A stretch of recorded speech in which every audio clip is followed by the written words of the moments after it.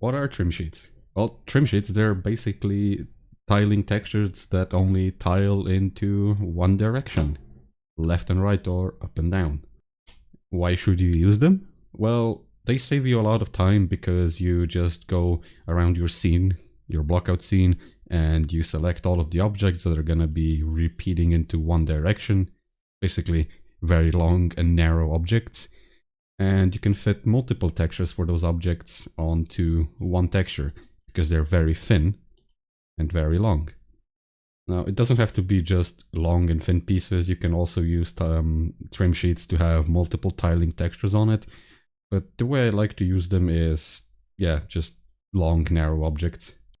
What can you use them for? Well, basically anything.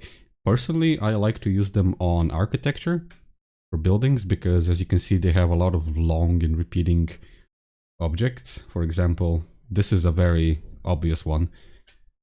This one could be a trim sheet in my case. For example, this part here. I can just take one of these ornate pieces, this one for example, or this one here, and just make a really long stick and just put it there. Or rather, here. Or windows, for example. Windows, they're also just very long sticks, boards basically. You can also use trim sheets for that. Railings here. That can be made out of trim sheets because, again, they're long and narrow. And that's where I like to use trim sheets the most. Another good place to use them is stairs as well.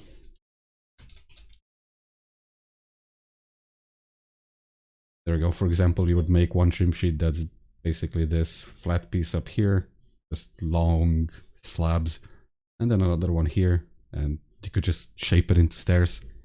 In my case, this one's darker, so it wouldn't work for me, but I could use, for example, these two here for stairs. This one here would be the front, and this flat one here would be the top. But you can use them for anything, basically. I've seen people make furniture with them. Some people even made guns. I actually even seen a guy on YouTube make a whole entire environment, which wasn't just something boring. It was a giant cathedral out of, well, just one huge trim sheet. And they basically save you a lot of time because you have multiple, well, textures to texture, multiple objects on it. And they also save performance because, well, again, you're putting multiple texture objects onto one texture. So here is just a quick example of how you could use them. And I'm going to show you how easy it is to quickly change them. For example, these blocks that are poking out, if I wanted to have them a different texture, I can just select them and just move them.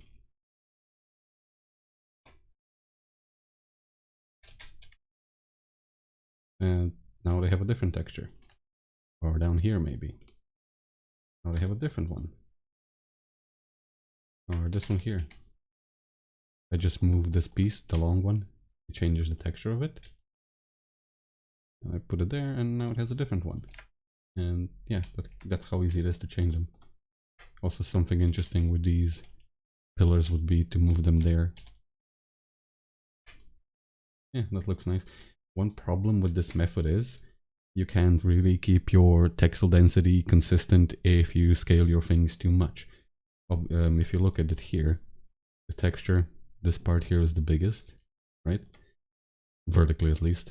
And this part here is very small, but considering I did it the exactly opposite way, this part in the 3D view is basically twice as big as this one is, even though it's the exact opposite way in the texture. The way that it's mapped then is, yeah, the texel density is way too inconsistent. This part here, which is the biggest and the closest to the player, would have to be the most detailed, but it's the least detailed in this case. So don't go too overboard. Maybe for these pieces here it would be better to use a tiling texture in this case. But yeah, they're pretty powerful and you can basically make anything you want with them. So with this done, just a quick demonstration, and I mean a very quick demonstration. Let's get into how I like to make them. I know this trim sheet might be a little bit extensive. It has a lot of trims on it so far, but I kind of plan on using this trim sheet in my other projects as well, not just for this one, so I added a little bit more than what I think I'm going to need, so I can use it later on as well.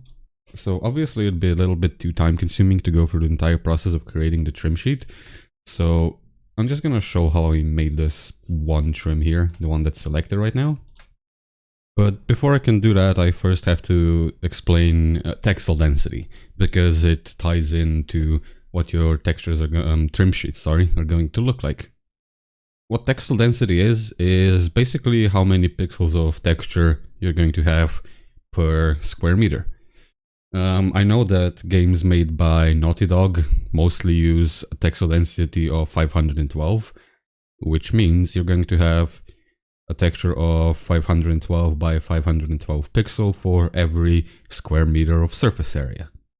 That means if you have an object that's 4 meters by 4 meters in size and your texture is 1 meter by 1 meter in size, and if you want to have textile density of 512, you will just unwrap that 4 meter object onto a 2000 by 2000 pixel texture.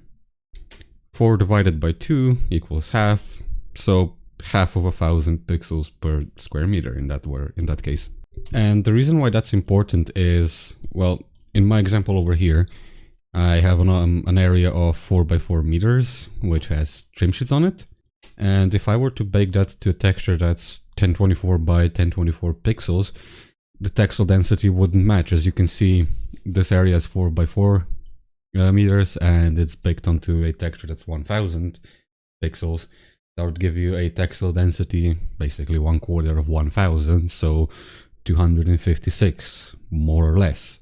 And once you put all of the objects that are made using this texture into your environment, it's going to be noticeably blurry. So your only solution is to scale down the UV map of the object, but then the scale is not going to match anymore. Yeah, you're gonna have a sharper image, but it's going to be like the streams are not going to be the same size as they were intended to be. So in other words, because I'm bad at explaining how this works, I'm just gonna tell you what to do. Take the size of your object, or rather in this case the trim sheet, take your desired textile density and just multiply it. And that's how big your texture needs to be for the trim sheet then. So again, like I said, I'm not going to show you how I made this in its entirety. I'm just going to show you quickly how you could approach planning out your trim sheets, blocking them out. Take a plane, for example, move it to the side. This is going to be your desired area, scale it by 2, so it's 4. It would be wise to put something that's human size next to it, so you have a good reference for scale. So I'm going to put a cube next to it. And I'm just going to scale it down so it's a bit smaller, about 1.8 meters, standard size of a human, the average size of a human, like that. And then you just start blocking it out, all the features you want to be in your trim sheets. Split it up maybe like that. And you just start blocking out to see what it's going to look like in the end. And then once you're done with that phase, you come to something that basically looks like this. But the problem with this is it has some very weirdly shaped polygons, or rather unevenly shaped polygons. If I subdivided this and started sculpting on it, it wouldn't be very easy, because this area here is not going to have that many polygons, and this area here is going to have very stretched polygons. So usually once I'm done with the blocking out, I just delete it, keep the rest of the blockouts, and just add something that's basically close to the main shape. For this example, it's a cube. I'm just gonna make it about the same size, so it covers one of these. How big was that? Like that.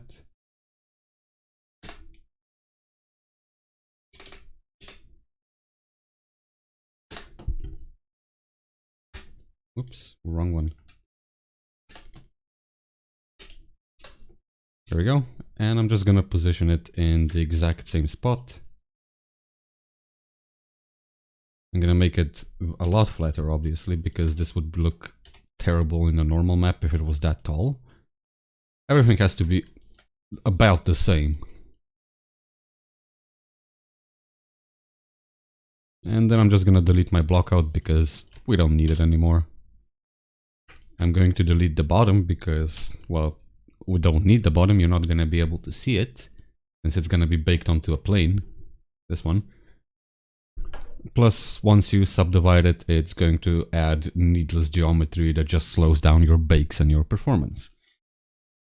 One problem with baking trim sheets, or any textures for that matter, is if I look up, well, this thing from above, as you can see, you can't see that edge over there. You can't see it. Obviously, you're looking at it vertically. And this is basically what your texturing software is going to see once you bake it out to a plane.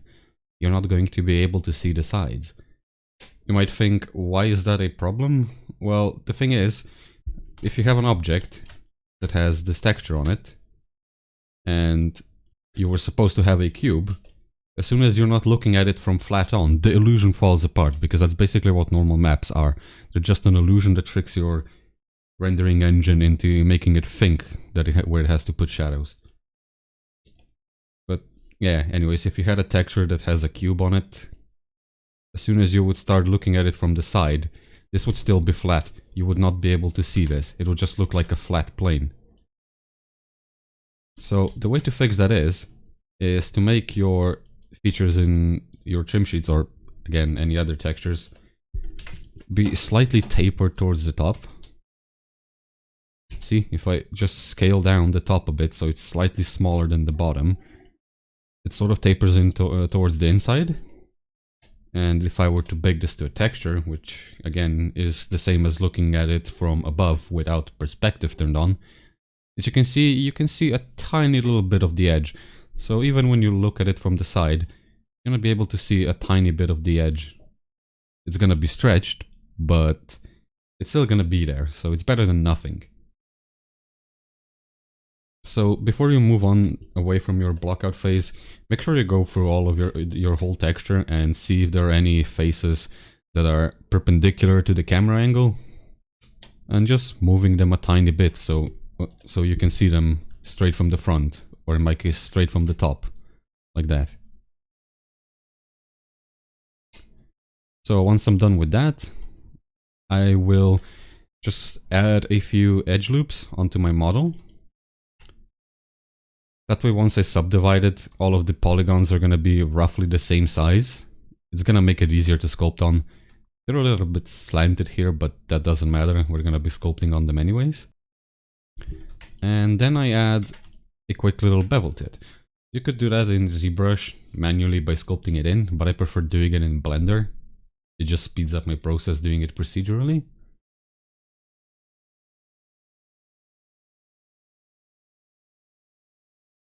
Bevel, there it is. Make sure you apply your scale, otherwise it's gonna be wrong. You can see this edge is beveled more than this. It's because I scaled the object. So just apply scale if that happens to you. And make it something small. That's a little bit too little. A bit more. There we go. Yeah. And now I'm just gonna add a subdivision surface. This is gonna subdivide my model, so I can just straight up start sculpting it in ZBrush. You don't have to subdivide it any further. And the edges are a little bit too soft for my taste. So I'm going to decrease the size of the bevel a little bit. That's gonna harden the edges. There, it looks a lot sharper now. Now it looks more like stone instead of just a blob. And now I'm gonna add an array to it. And I'm just gonna fill the entire space here with it. Like that. And that's how I basically make my trim sheets. I just quickly model some shapes, I put the bevel onto them, and I subdivide them until they look smooth, and then I sculpt onto them. One thing, if you can't make up your mind how much you should divide your models, subdivide them, how much geometry you would put onto them before you start sculpting. In my case, there's 18 million, which is quite a lot, so I'm going to have to decrease the subdivisions a little bit because this is going to be a very large file and it's going to take a while to export it and bake it. The trick I use is I quickly create a plane, put it next to my model, and I make it 1 meter by 1 meter in size. Then I go into it and I just subdivide it by 512. So you basically have a plane with squares on it, and all of those squares are going to be the size of your pixels in your environment, aka texel density. But because Blender is stupid and you can only subdivide 100 times at a time, the way I do it is subdivide, I type in 100 here, then I select everything again, and I just subdivide it again 4 times. And now if I select one of these edges, if I hold Alt and right click, sorry, with edge select on, over here in the bottom it tells me how many edges I have selected, 505. This is close enough to 512, so we can use it for scaling. And then I will put it right next to it. And if I go into wireframe mode now, over here on the left, this is what the size of my pixels is going to be. Each of these squares that are on the plane represents a pixel. And over here, you can see how big the faces on my model are right now. The sizes are quite the same on this one, so I would leave this one as is. I won't decrease the amount of polygons, because there's no need to have more polygons, to have your polygons to be bigger than your pixels, because you won't be able to bake them onto your texture anyways.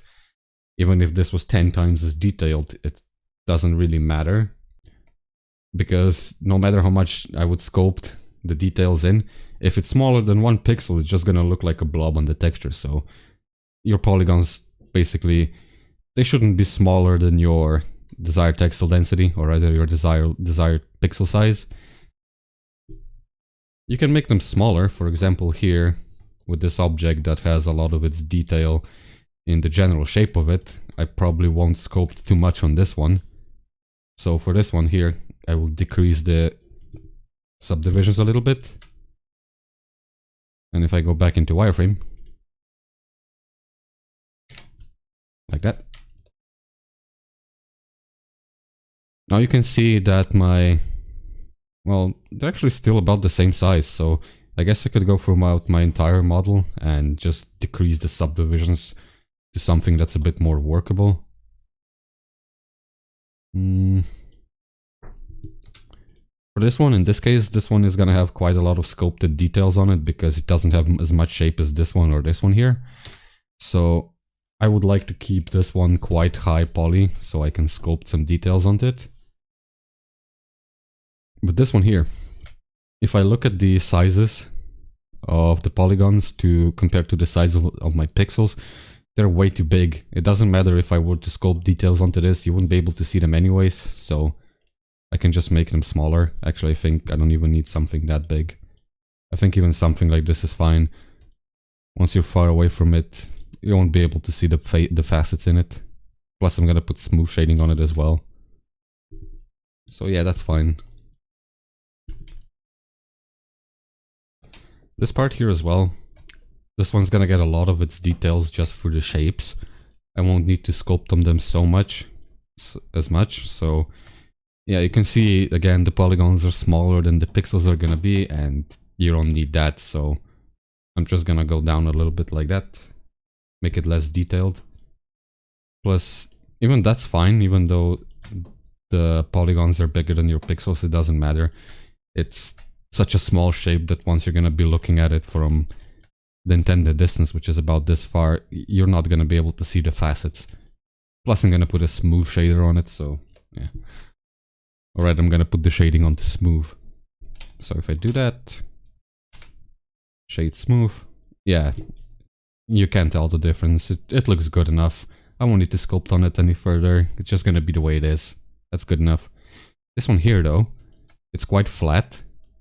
So I'm gonna need to sculpt on it a little bit to make it interesting. That's why I'm gonna check its polygon sizes. And they're about the same size as the pixels, so that's fine. This one here, again, it doesn't need that many details on it because it already has an interesting shape, so I'm just going to remove some of the subdivisions. This one here, again, this one's flat, this one's going to need the details sculpted onto it, so on. You get the point. Basically take a plane, subdivide it so you have a bit of a reference for your texel density on it, and then just compare the size of your meshes, how big the polygons on them are, and compare it, and make sure that they're about the same as your pixels. About. They can be bigger, they can be smaller, depending on what you're gonna need it for. Or rather, depending on what you want to do with it. Again, small pieces like this, they don't need any sculpted details, so it's fine for the polygons to be bigger. Flat pieces like this, they're gonna need a little bit more sculpting, so these ones should have a little bit more polygons. Plus, you can also always change it in ZBrush later, depending on how you need it. So don't sweat it too much. You might be wondering why I don't just import very basic shapes like this, just a cube, no subdivisions on it, into ZBrush and just start sculpting onto it. Why do I go through all of this trouble of beveling it and subdividing it in Blender? Well, the thing is, once you put a subdivision surface onto it, or in ZBrush terms, if you subdivide it, it's going to change its shape slightly. It's going to get slightly smaller and squished and rounded, and I just find it easier to fix it in Blender, especially for hard surfaces like this where it has to be a little bit more perfect and straight. In other words, it's a personal preference. I like to import already subdivided models into ZBrush and just sculpt onto them directly without worrying about anything. It does remove a little bit of control. I can't go lower. I can't make it less subdivided because it already is subdivided when it's imported. Unless you dynamesh it, but that's besides the point. And now that I'm finished with that step, I have something that's a lot more workable with. I went from 10 million, no wait, what was it again? 19 million triangles to 10 million now. So I'm not gonna have to wait an entire day just to export it, basically. Now the next step of creating trim sheets, at least if you're doing it the way I do, it is you need to separate these blocks into separate pieces. That way you can sculpt them individually. For example, on this one up here, if I were to export it into ZBrush and if I went to sculpt on it, these two, both of them, they're part of the same model.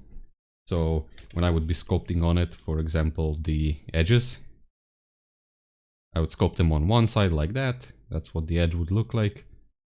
And because the brush would carry over onto the other one, it would look like that. It would look the same, basically. You can change the brush mode to be connected, so it only sculpts onto connected pieces. But that way it's going to be a little bit harder to get right into the crack and sculpt in there. So I like to separate my pieces before I sculpt onto them. Plus that makes it easier to work with on the next step, which is going to be vertex painting. But first I'm just going to quickly show how I separate them. On this model, for example, I'm just going to remove the array. I'm going to name it something like top trim 001. Actually, I'm just going to remove the numbers. I'm just going to copy paste it and let Blender do the rest. I'm going to press Shift D and just copy paste them like this. And Blender automatically names it 001. And I'm just going to move them like that. There we go. And now they're separated out. You don't need to do it for every piece. For example, this one here, in my case, it's going to be made out of metal. So you don't need to have cracks between them. It's just going to look ugly. Plus, it adds a little bit more work. So this one is just going to be one mesh. One thing I forgot to mention, for objects that have different modifiers on it, you need to apply the modifiers before you join them. If I were to join these two together, this one has an array and this one doesn't, it would apply the array modifier to both of them. So yeah, you need to apply them before you join them.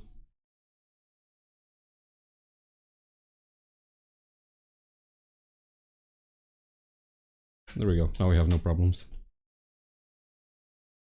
Now that I've separated everything that I wanted to out, the last thing I need to do is Vertex paint all of these pieces a different color.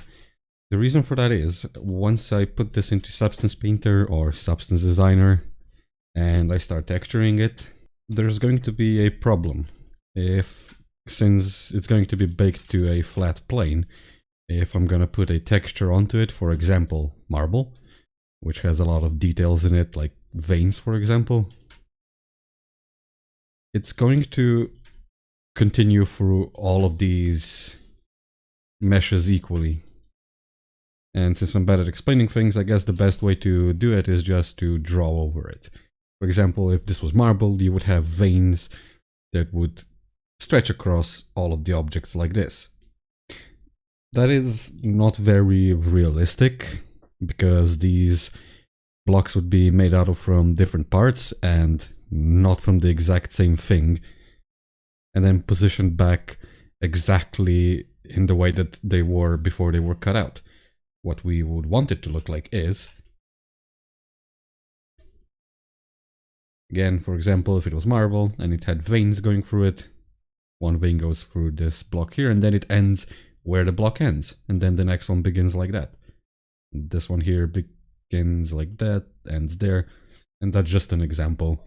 And the easiest way to do that I found out is to just assign any neighboring parts a different color, and then these ones a different color as well. For example, this one red, this one blue, this one red, this one blue. And then once everything is baked out, including the vertex colors in Substance Designer, I will assign one texture to the red ones that's going to be facing this way, and then I'm just going to rotate the texture and assign it to all of the blocks that are the other color, and the texture will be facing the other way. That makes it close enough to what I want, just so the texture isn't stretching for all of them equally. So I'm just going to select the first one. I'm going to go into Vertex Paint. I'm going to select a color that's easy to remember. In this case, it's just gonna be 0 red, 0 green, and completely blue. I'll press Shift and K to fill it. This one's already painted because I forgot to record. And I'm not going to go for the second one over. I'm going to go for the third one over. Just this way, there's more space between the objects that are gonna have the same texture on them. It makes it harder to notice that it's the same texture just stretched over them. So I'm also gonna paint this one blue. Shift K. Object mode. This one here as well. Vertex paint. Shift K. Now it's blue. And I'm going to go for the second one. Back into Vertex paint. This time I'm just gonna give it a different color. In this case, green. Shift K.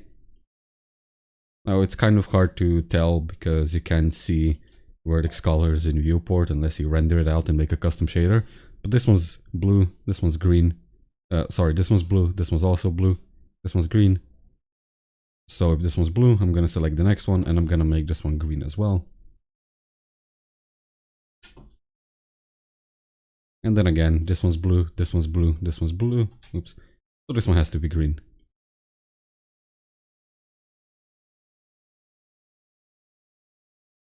And now the last ones is this one, third one, and this one's gonna be red.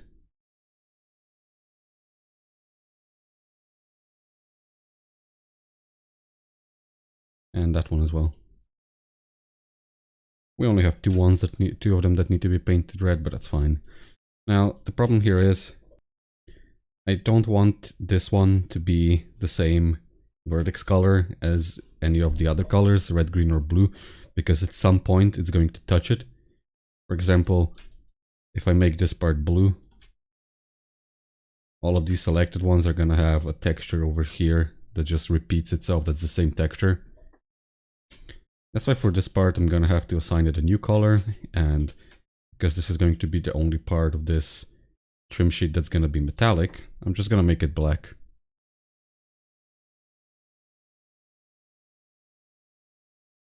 There we go. The one down here, this curved piece, I'm just going to leave it white, that's fine.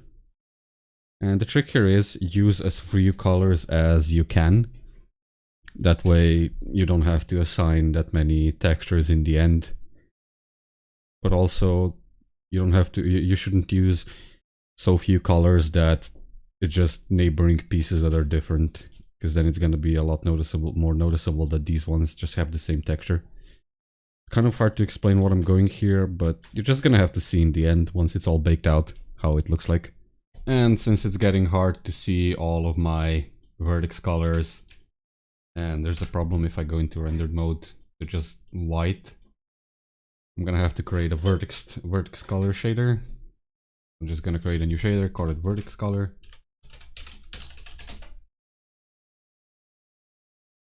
And in order to show, well, vertex color, you need to add a vertex color node. Simple as that. Plug it into base color and it works and it shows vertex color. Now, I have to assign this material to all of these, which is gonna be very time consuming, but there is a shortcut. You select everything, except the low poly plane, of course. And then select the object that has the material on it, Shift L, and material, and it applies the material to all of them, and that didn't work, whoops. Actually, it's Control L, not Shift L. I don't know why there's a difference, but it works now. Looks like a clownfish. And I was wrong, this one isn't white, it's actually black. But yeah, just make sure everything, all of the objects that are touching each other don't have the same vertex color, because we're going to use this vertex color later to split up the texture, so that it's not just the same texture on all of them. So the last thing I'm going to need to do is add a bottom to my texture.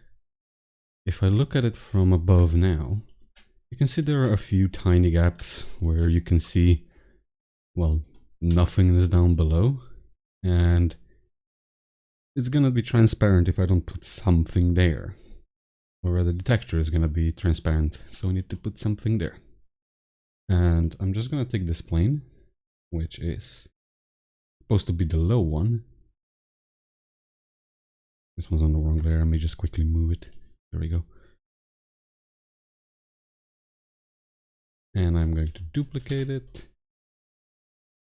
I'm going to rename it.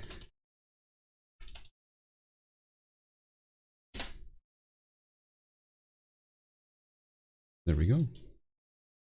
I will go into edit mode and I will make sure it follows my shape.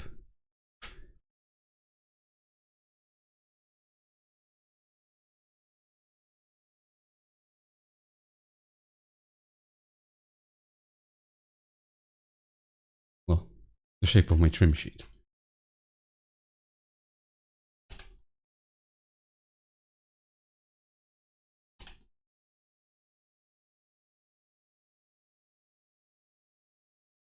There we go. And I'm going to give this a different vertex color, just so I can assign it a different material if I need to. So vertex paint, and just something that I haven't used yet.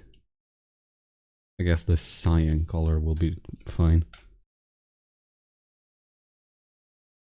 And I didn't assign the material to it, so you can't see the texture right now.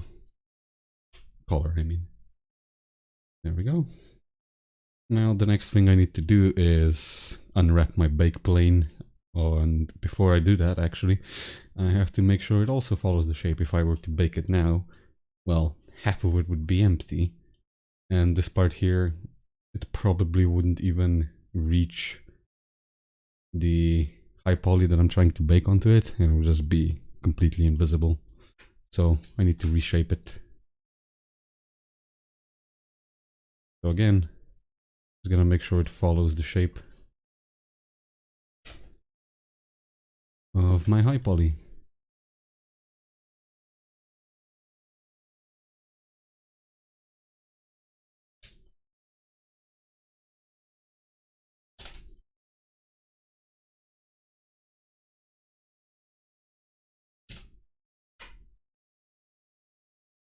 Now the last thing I need to do is just unwrap it. I'll go into UV editing mode. And I'm just gonna select the low poly. Isolate it so it's easier to work with. I'm going to select everything and just UV unwrap. And now you have to note two things. As you can see over here, it's not tiling, or rather it's not stretched through the entire texture, so half of the texture would be unused and it's just not gonna work because trim sheets, they need to be tiling from one side to the other, from left to right. Secondly, it's rotated wrong. So I'm going to make sure that my 3D cursor is down in the bottom. I'm going to select the rotating mode to be around the 3D cursor, and I'm just going to rotate it by 90 degrees. I'm going to move it up so the bottom is on the 2D cursor. I'm going to scale it on the y-axis by 2. Now it stretches through the entire texture. It doesn't matter how big I make the texture, it's always going to be stretched all over the texture. Even if the texture is not a square, if it's, for example, 4 times as tall as it is wide. Alright, so now that that's done, I have to just export everything. I'm going to select the low. I'm going to make sure that my origin is at the center. And I'm going to export it.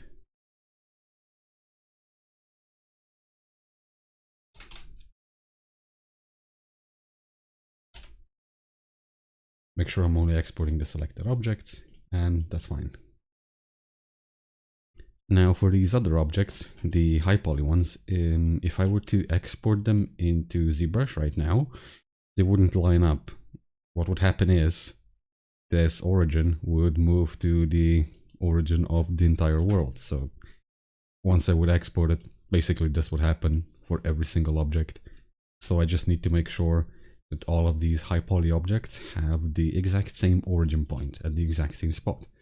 In this case, the 3D cursor.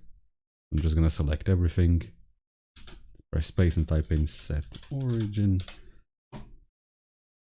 And I'm going to set it to 3D cursor. And it's gonna take a while, or not. And we are ready for exporting. Actually, no, we're not. I forgot to fix this clipping issue here. Yeah, it's a little bit too close to my trim sheets, so it's clipping. It's giving me this issue.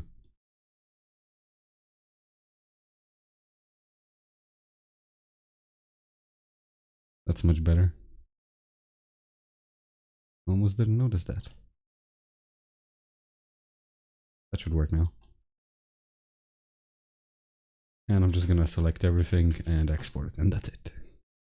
And since I'm going to be making 2 trim sheets that are going to be having 2 very different materials, one of them is going to be old and rough stone, and the other one is going to be marble, which is usually very smooth with very sharp edges. All I'm going to do is, I'm just going to select the high one, and I'm just going to duplicate it. The one that I'm going to be using for marble, I'm not going to sculpt anything onto it because, well, it's going to be marble and it's just going to be perfectly smooth. It's just a quick way to make 2 different trim sheets that are 2 different materials.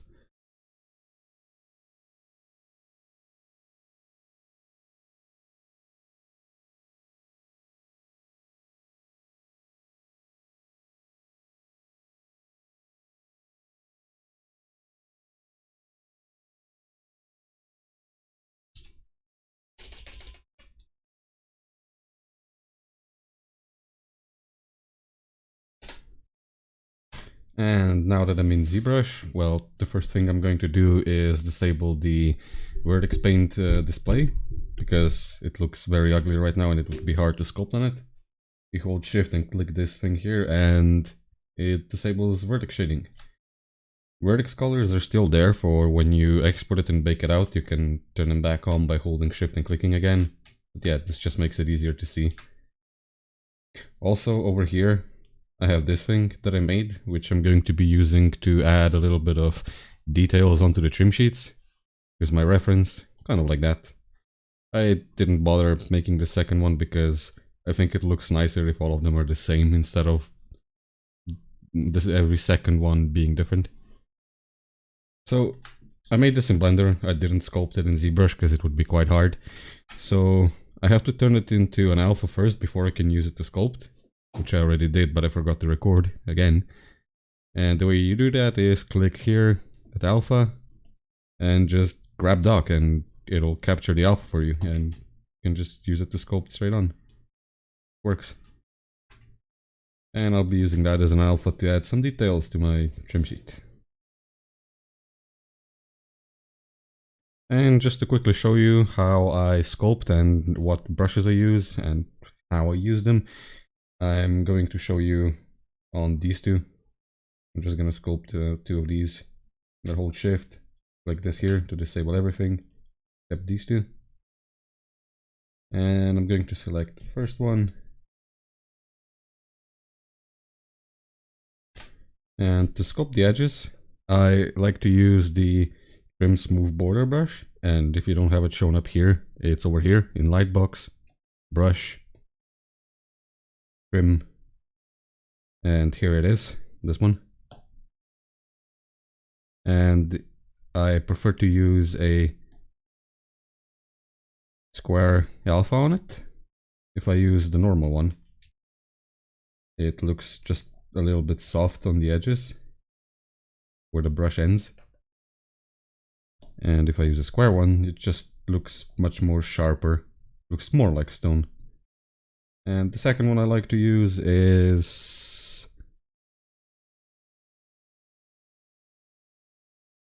the trim dynamic brush with very high intensity, very sharp fall off, and again a square alpha. And it works kind of the same, but it gives you a more dynamic, well, more smooth look, which can also look nice just to break up all of the sharp edges, make them look a little bit different. But yeah, these are the brushes I like to use. So I'm just going to go over my edges and give them a bit of detail. You might think that this is not enough polygons, that it's going to look, well, not nice once you bake them out. But the thing is, even if we went higher than that, it just wouldn't be, you just won't be able to bake all of the detail into a texture because the texture is going to be small. You're going to be looking at it from about this far, so it doesn't matter. You don't need to go extremely detailed because you won't even be able to see the details. So I'm just going to sculpt the edges. And I'm going to speed this part up so I don't bore you to death.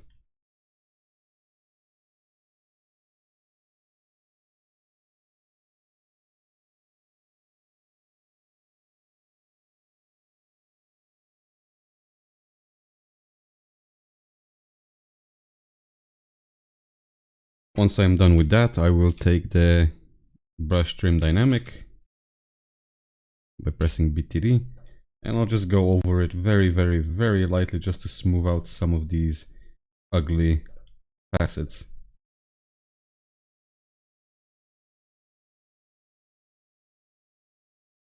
Just anything that I don't like. I'm gonna smooth it out a little bit so it doesn't look as ugly. Again, gonna speed this up.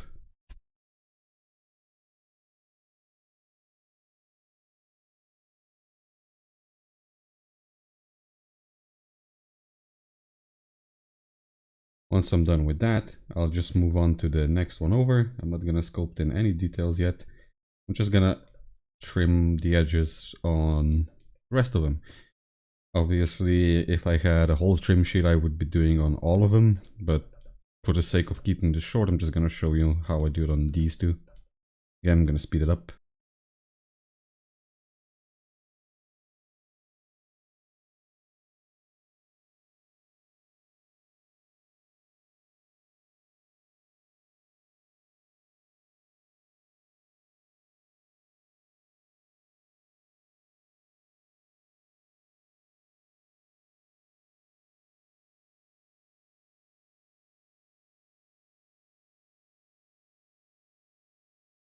forgot to mention, the reason why I like to go over my model with the trim dynamic is because sometimes you're going to have these tiny blobs that are very circular, and once they're baked into the normal map, they make your model look like it's made out of molten wax, which is not very nice for stone. So I just go over and remove them, making sure there aren't too many of them.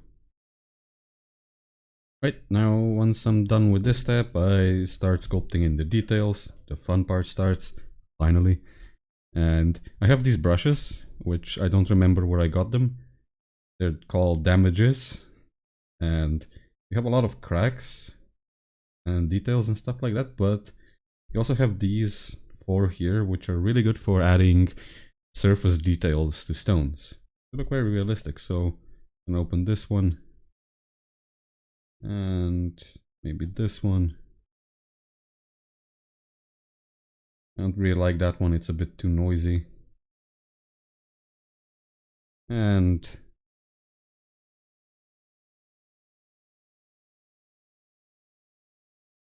I'm just gonna quickly sculpt onto this. Very lightly, that's a little too harsh. Like that.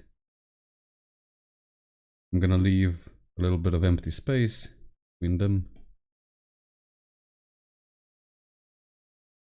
I'll do the same on the other one.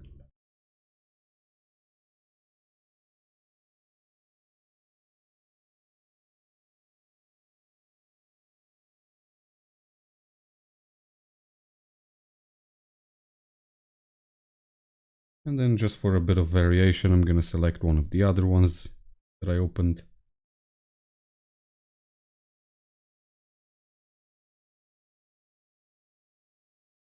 And just put it into the places where I left empty space.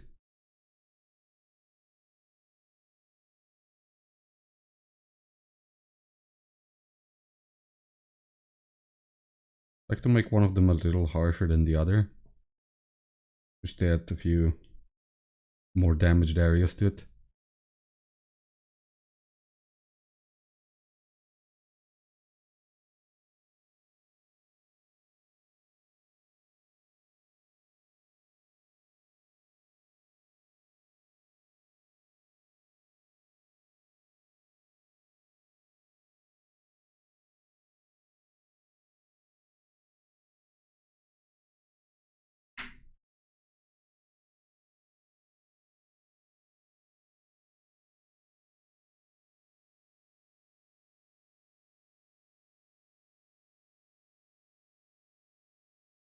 And then the next step is to just remove some of the details, because this looks a little bit too noisy and it doesn't have any rest areas.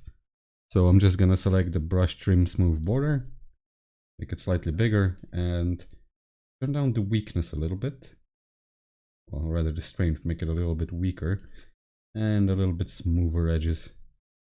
I'm just gonna sculpt all over it, knocking back some of the details, giving a few smoother areas, just so our texture in the end isn't gonna be just noise.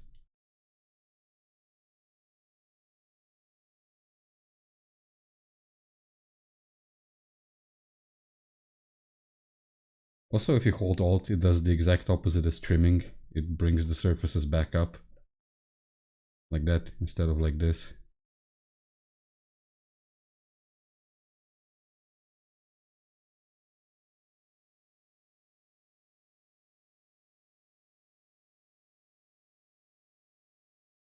This trim sheet here, I'm gonna use this for stairs.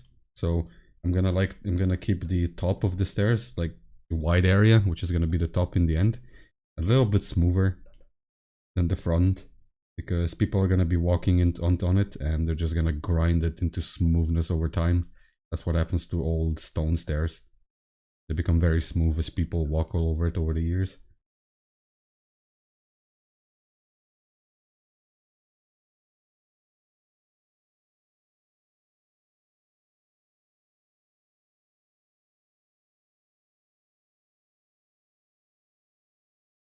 There we go, we're gonna keep this one relatively smooth. And going to Keep this one a little bit harsher, a little bit more damage than the top. And the last thing I like to do is I go over the edges again. The reason for that is right now all of them are quite damaged, which makes them look old and weathered. But if I use the trim smooth border again, I already have it selected, I'm dumb. And if I go over it, it's going to make a few of these edges look very harsh and sort of like they were just recently damaged. Just a little bit of realism.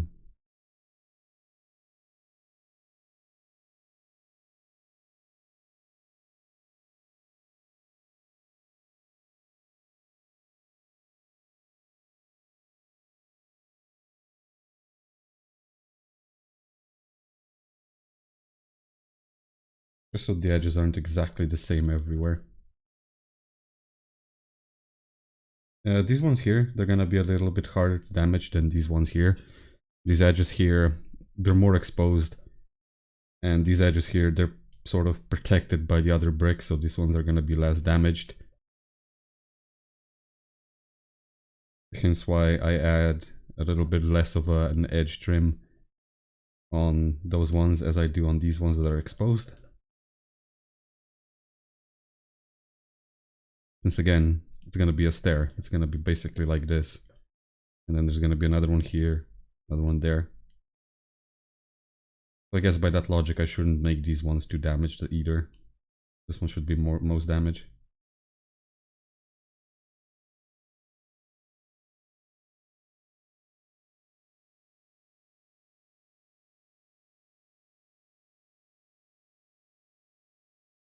And now I'm just going to add a few cracks. And again, I like the brush pack that I'm using now. Again, if I remember where I got it, I'm gonna link it in the description. But one of my favorite ones is... Let's see if I can find it. I think it's this one. Deep 005. I just like the way they look. They're not too harsh. And they look interesting. Out of all of the ones that I've used, this one's my favorite.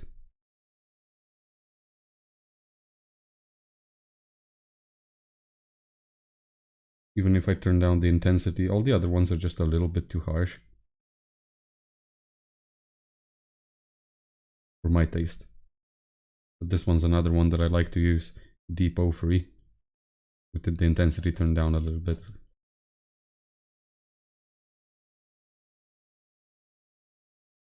I guess better way to put it is this one looks more like it's cracked and this one looks more like it's damaged.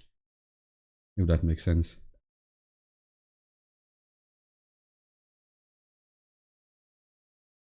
I'm not going to put cracks onto every single one of my bricks because that is going to look very unrealistic. Only a few of them should have brick damage, but this is how I like to work on my stone trim sheets. I'm going to stop the recording now because this video is already getting very long. Well, I'm gonna stop the recording at least for the sculpting process. I'm gonna show you how I textured as well. But I'm going to resume the recording once I get to the metal pieces. And here is my final sculpt. One thing I would like to point out, I tried to avoid adding too much damage and too much very unique features. For example, these cracks and this big chunks on the edges that are fallen off. I tried to avoid that because once this is going to be stretched out, tiled multiple times, it will be very easy to notice these features and notice that the texture is just tiling. Alright, before I export it, just quickly gonna make sure that my Vertex paint is still on, and yeah, it is. And I'm gonna go here under Z plugin, FBX export, and make sure that smooth normals is on.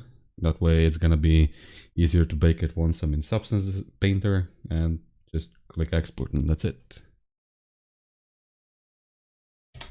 Okay, so now that I'm in Substance Painter, I have baked out all of my maps. And just quickly before I move on, I'm gonna show how I baked my ID map. It's here. You have to make sure that it's, instead of material color, it's vertex color. And that's how you get an ID map. And the purpose of the ID map is this. You can assign materials only to the parts that you want, that you painted with a certain color. Now, the texture that I'm using here, or rather the smart material, is this one. I am going to link it in the description so you can get it if you want to. I import the material into Substance Painter, and then I just selected one of these. I think it was this one, Verstone 8. And I basically just made it slightly brighter. This is what the normal one looks like. It's quite dark. It looks better, but for the challenge, I want it to be quite bright. I want it to be almost white, actually. Now, the reason why I don't just drag this material onto everything is, as you can see here, the texture sort of starts here and then it just keeps going, instead of ending where the brick ends. So the way to fix that is to just take your material and assign it to different pieces and then just rotate it a little bit to break up the repetition. And it works good enough. So I'm gonna rename this one and add a 1 at the end just so I don't get lost. I'm gonna drag and drop this one on, like that. I'm gonna rename it, add a 2 at the end. And then I'm gonna find whichever one of these layers adds the most to its, how should I say, to the texture. And just rotate it a bit.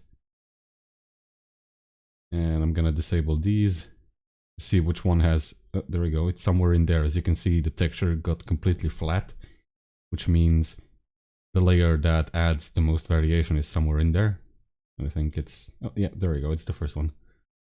That one, and I'm gonna find the mask. I'm just gonna rotate it a bit. You can see here how it just continues, right? Like I said. And if I rotate it, it just breaks that. It makes it look like it's a whole different block. Not just the same one. There we go. Now it looks more like these two blocks are different and not just one continuous block with a groove cut down it. And I'm just quickly going to do that for the rest of them as well. And I added to the wrong one. There we go. I'm gonna name this one free. I'm going to go again to cavity and just rotate it a bit.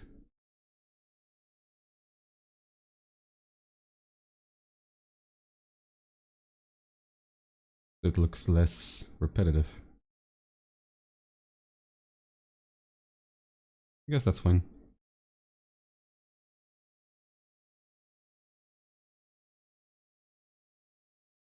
Yeah, there we go. And I'm just gonna do it for the rest of them. Not gonna bore you by recording that. Except for this one here, which I want it to be made out of gold. And over here, I have a gold material that I made it myself. I might upload it somewhere so you guys can get it as well. Anyone who's watching this. And there we go. It looks quite nice. Maybe a little bit too dark. Actually, no, I like it. It makes it look a little bit more aged. Like it's been outside for a while. I'm gonna quickly walk you through how I made it.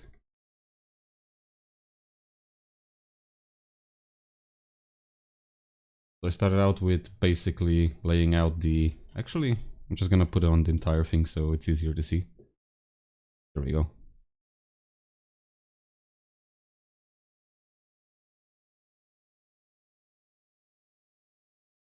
And I'm also gonna remove the normal map so you can just see the material. And I'm just gonna remove these stones for now. So you can just see the gold. You can get a better understanding of how it works. And here it is. Let me quickly walk you through it. Select this one. I started out with making the base color. Actually, I'm gonna disable everything else so I can go step by step.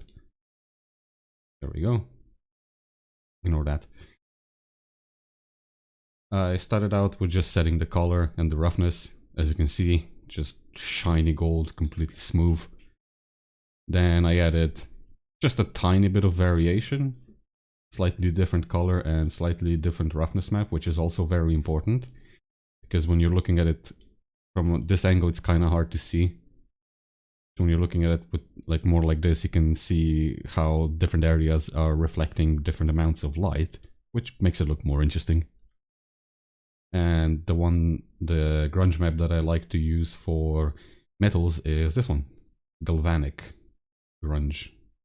Just works good for metals. I mean, it's galvanization, so yeah. Then I just added another variation. It's just the same grunge map, slightly darker and slightly less reflective. The next thing I added is this pitting, I guess, rust. Just to break up the surface a little bit, make it look a bit more interesting. And the way I did that, again, actually let me remove the mask here. There's a mask here, I don't know why they're not showing up, it's a bit annoying. There we go, now you can see it through the entire thing.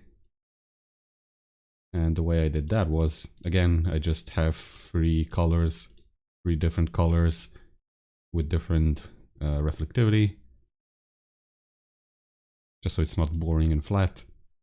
Then I gave it a bit of pitting, I guess. Just a few dots to make it more rough, so it's not just perfectly smooth. And I also made sure that, I don't know why it's not showing up. Okay, that's a bit annoying. It still works. I made sure the height map goes down instead of up. That way I added a mask straight onto the folder that I put all of these in. And then I can just add a mask to all of them at once. Again, it's the same one, galvanic. And that just gives basically rust that's eaten into the material. The next thing I added was just some height variation. Give it this sort of cast metal look. Again, same one, galvanic, grunge. And the same one, just very, very small. This one here. It's the same thing, slightly weaker and slightly smaller to break it up even further. Actually, I think that's not enough. I should make it a bit more. Yeah, there we go. That's slightly better.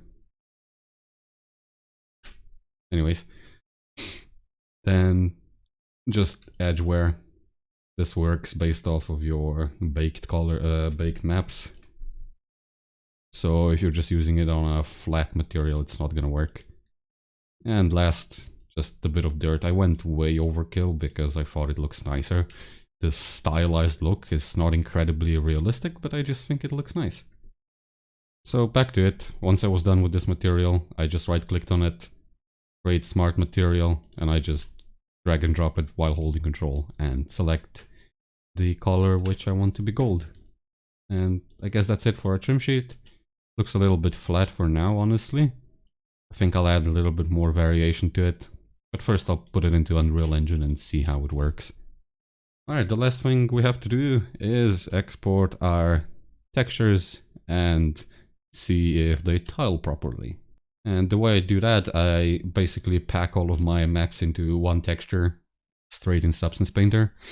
The albedo map has obviously the color and the alpha on it.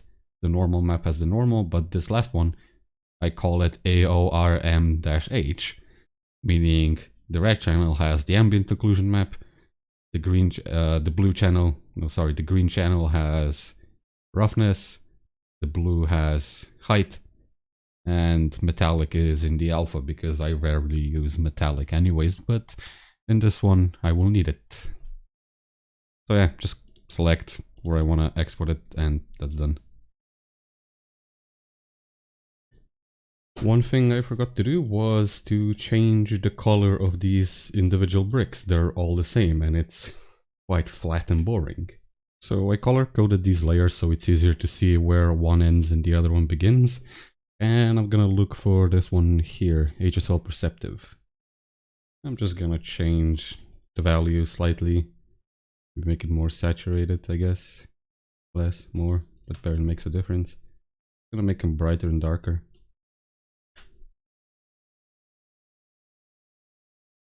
I guess I should first find out which ones I should change. That one, meh. That one also doesn't have that many neighboring bricks. This one here has 2 neighboring ones, and over here as well. So that's a good one to change. These ones, they're basically just a straight line, so it doesn't matter if you change them anyways. So I'm gonna change this one. I'm gonna find the HSL perceptive.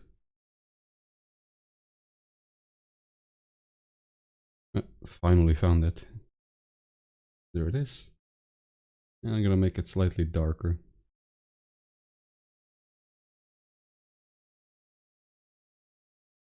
Like that. Can I go negative? Nope. Just gonna leave it at 0 then. Slightly different. I'm gonna move on to the next one. Guess that one is fine. And I'm gonna make it slightly brighter.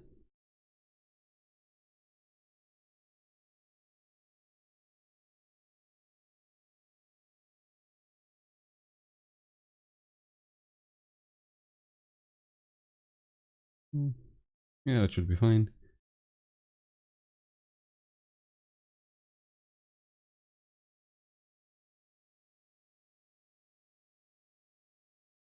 Actually, I'm gonna go in the opposite direction with this one. I'm gonna make it brighter instead.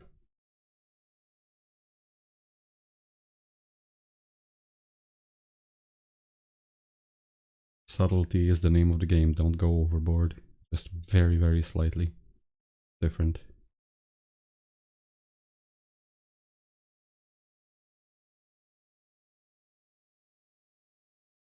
There we go. Now we're ready to export it. So now that we're in Blender, I'm quickly just going to create a plane to test it out. Scale it on 1 axis by 2. It's twice as big. Going to into UV shading and actually go into shading. There we go. And I'm just gonna create a new shader.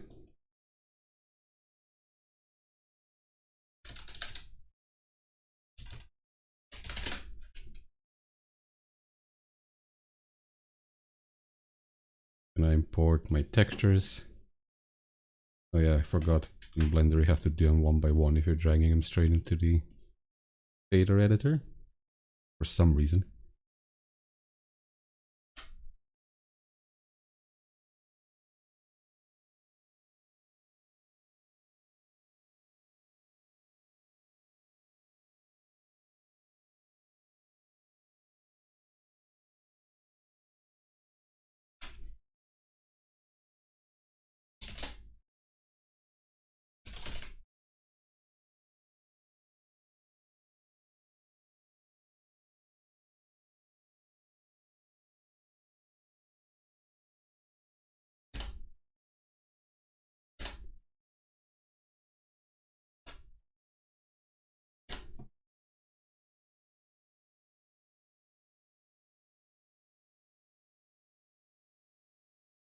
To break out all of these ones here, you have to give it a, you have to add a, where is it? Separate RGB. Red was ambient occlusion, and the way it works in Blender is you have to add a math node. And we just multiply our texture. Oops, wrong math. Mix RGB, there we go, that's the one. And we just multiply our ambient occlusion, which is in the red channel, with our color. As you can see, it works.